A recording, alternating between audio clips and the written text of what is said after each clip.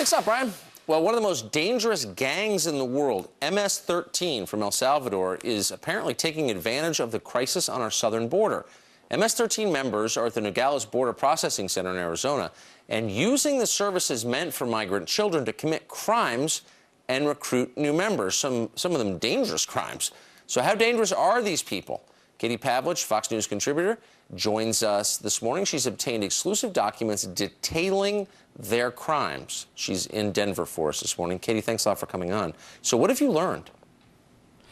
Well, we do know, due to a summary last week that was released to us by Border Patrol agents, that there's at least 16 MS-13 gang members being housed in the Nogales Processing Center. Now, we do know that they admitted in interviews that they engaged in torture and murder before in their home countries before making their way to the United States. But now we have these documents detailing the exact crimes that they admitted to committing.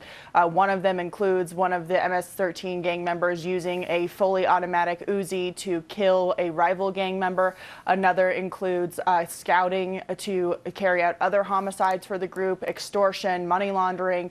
And so it's really important to keep in mind here that in the United States, minors are classified as teenagers under the age of 18.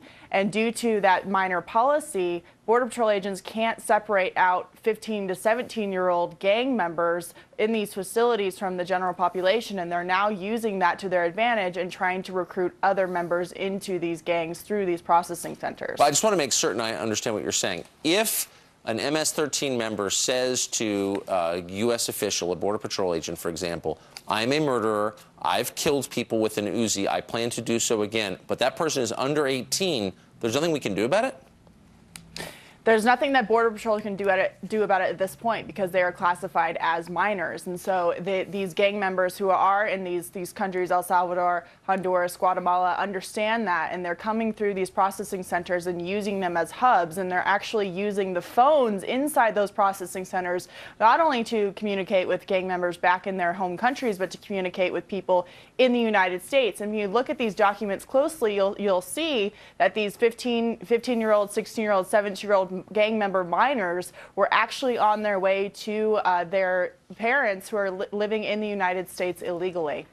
And yet somehow we've decided, the Obama administration has decided there's nothing we can do to protect ourselves from these people. Have any been deported that you know of? There are no reports of them being reported. Border Patrol's job is to process them through and then turn them over to ICE, and ICE has not said exactly what they're going to do with them. We do know that they're scheduled for placement in the United States. The typical procedure there is to give them a court date, an immigration hearing, and ask them to show up, but typically they do not show up. But 97% of them don't show up for their court dates. And so we have a very serious public safety concern on our hands when Border Patrol can't separate these people out from the general population.